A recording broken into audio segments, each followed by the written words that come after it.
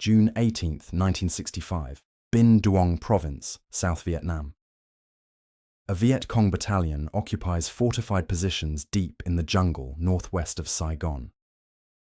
The battalion commander feels confident. His forces control 3 square miles of territory, protected by triple canopy jungle that makes aerial observation nearly impossible. Underground tunnel complexes provide shelter from anything the Americans might employ.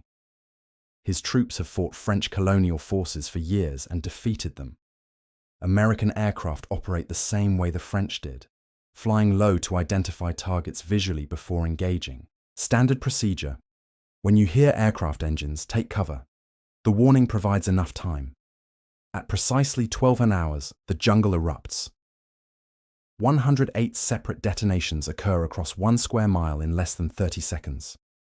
The Viet Cong battalion ceases to exist as an organized unit. More than 1,000 personnel become casualties in half a minute. The survivors, disoriented and deafened, never heard any aircraft approach. They never received any warning. They never understood what engaged them until the ordnance arrived. 30 B-52 Stratofortress strategic strike aircraft had released their ordnance from 32,000 feet, 6 miles straight up, completely invisible and inaudible from the ground. This was Operation Arc Light, and it shattered North Vietnamese doctrine about aerial warfare.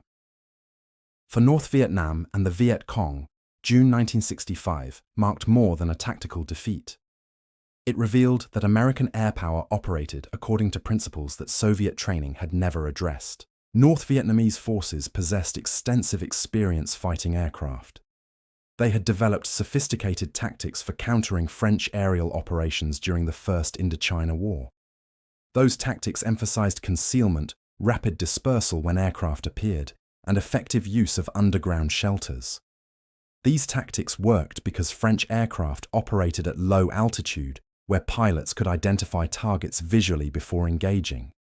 North Vietnamese commanders assumed American aircraft would operate identically. They were catastrophically wrong. Viet Cong and North Vietnamese army forces had refined their anti-aircraft doctrine throughout the 1950s and early 1960s.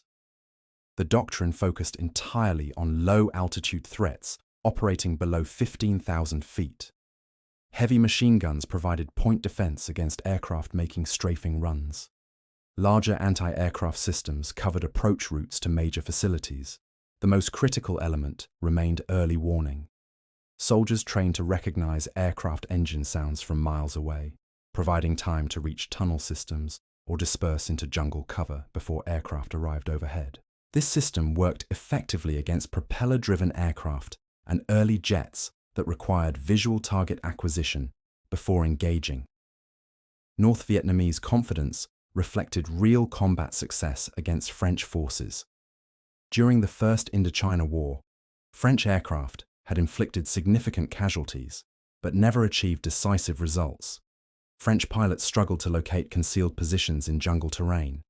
When they did identify targets, Vietnamese forces typically had already dispersed. French ordnance proved powerful, but inaccurate, and French operational tempo remained low due to limited aircraft numbers and logistical constraints.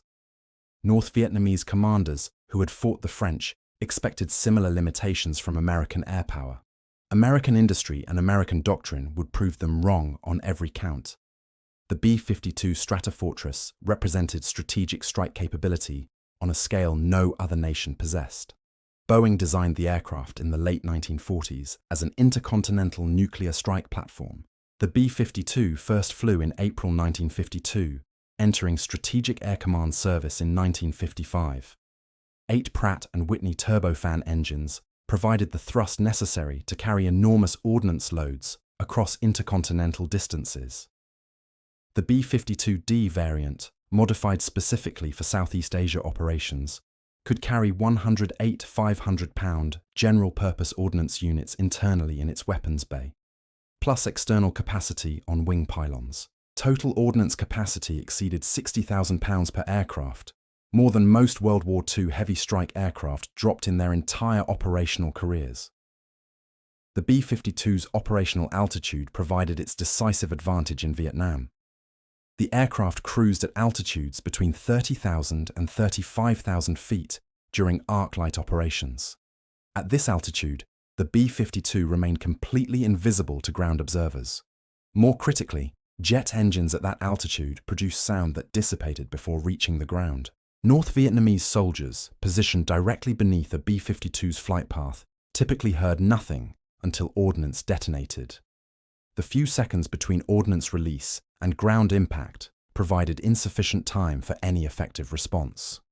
Soldiers who survived initial arc-light strikes consistently reported that their first indication of attack came when ordnance began exploding around them.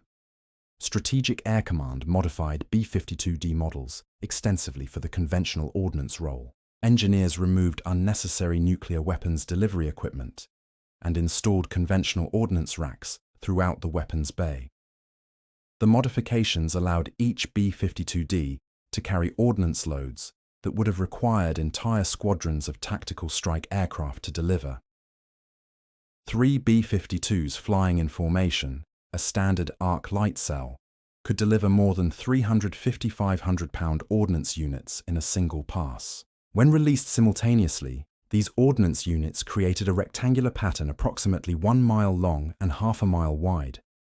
Everything within that pattern experienced simultaneous detonation. Arc-light doctrine emphasized concentrated ordnance delivery against area targets.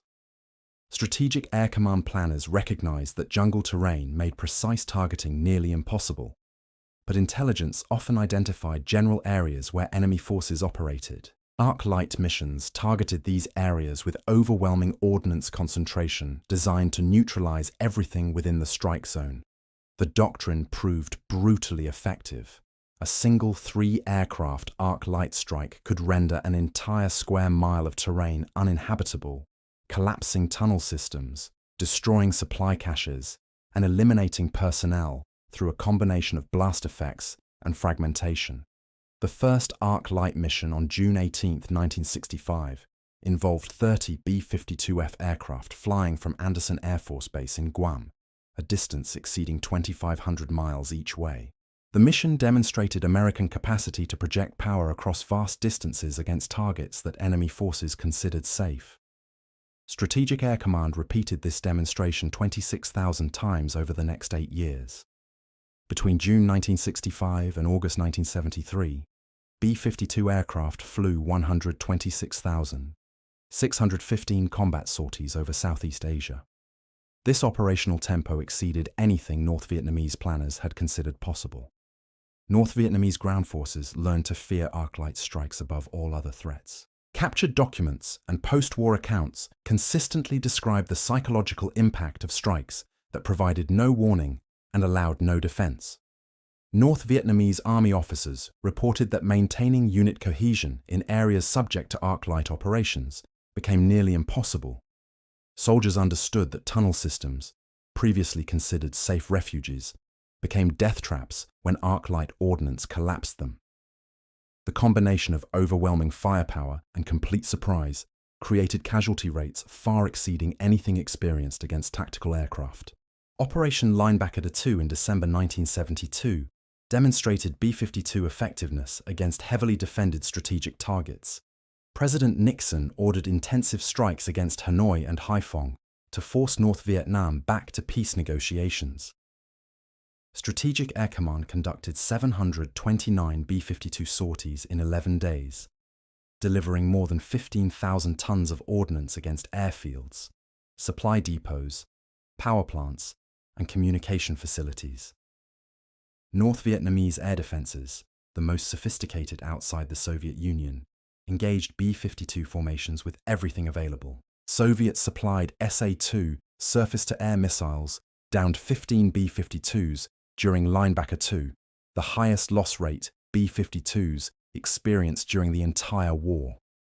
But North Vietnamese success in downing 15 B-52s could not overcome the fundamental disparity in operational capacity. Strategic Air Command replaced lost aircraft immediately and sustained the operational tempo without interruption. North Vietnam fired more than 1,000 SA-2 missiles during Linebacker II, depleting their entire inventory. Soviet resupply efforts couldn't match the consumption rate, By December 29th, when Nixon ordered operations suspended, North Vietnamese air defenses had effectively ceased functioning. The Strategic Air Command had demonstrated that American industrial capacity could sustain intensive operations indefinitely, while North Vietnamese defenses, dependent on Soviet supply, could not. North Vietnamese personnel who survived B-52 strikes described experiences that highlighted the weapon's psychological impact.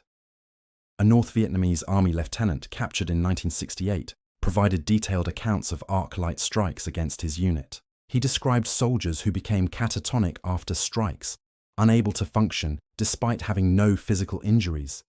He reported that units subjected to repeated arc-light strikes experienced desertion rates exceeding 50%. The lieutenant noted that his officers told soldiers that American ordnance would run out eventually, that the Americans couldn't sustain such intensive operations indefinitely. They were wrong. The ordnance never ran out. Soviet military observers in North Vietnam documented B-52 operations carefully and reported extensively to Moscow. Soviet reports noted that North Vietnamese air defenses, equipped with Soviet weapons and organized according to Soviet doctrine, proved inadequate against high-altitude strike platforms. The SA-2 missile system could engage B-52s effectively when crews maintained proper formation discipline and employed electronic countermeasures correctly, but engagement success rates remained low.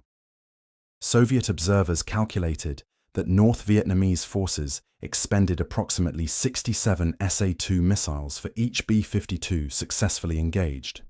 This consumption rate exceeded Soviet production capacity to sustain. The technological gap between American strategic strike capability and North Vietnamese air defense reflected broader industrial disparities. The United States produced B-52 aircraft, trained crews, and sustained operations across 8,000 miles of distance as routine activity. American industrial capacity manufactured ordnance at rates that exceeded North Vietnamese consumption of anti-aircraft missiles by orders of magnitude. Strategic Air Command maintained more than 200 B-52s in Southeast Asia continuously, cycling aircraft through maintenance while sustaining operational readiness. North Vietnam depended entirely on Soviet supply for sophisticated air defense systems and could never manufacture replacements domestically. North Vietnamese tactical adjustments to counter B-52 strikes proved largely ineffective. Units dispersed more widely to reduce casualties from individual strikes, but this reduced combat effectiveness and made command and control more difficult. Tunnel systems went deeper, but this increased construction time and resource requirements while providing only marginal protection against direct ordnance impact. Early warning systems improved slightly, with observers positioned to listen for high-altitude jet engines, but the warning time remained measured in seconds rather than minutes. No effective counter to arc-light tactics emerged during the entire war. The strategic impact of B-52 operations in Vietnam extended beyond immediate tactical results. North Vietnamese military planning had to account for the possibility of arc-light strikes against any concentration of forces. This forced dispersion that reduced operational effectiveness and complicated logistics. Major offensives required careful planning to avoid creating targets suitable for arc-light engagement. The 1972 Easter Offensive, North Vietnam's largest conventional operation of the war, suffered significant losses when B-52 strikes engaged concentrated armor and artillery formations. North Vietnamese commanders learned that massed forces attracted B-52 attention, but dispersed forces lacked the combat power to achieve decisive results.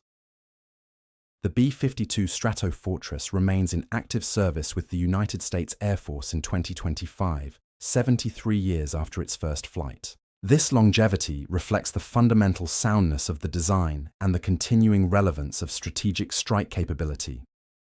Modern B-52H variants incorporate updated avionics, precision-guided ordnance capability, and advanced electronic warfare systems, but the basic airframe remains unchanged from 1952.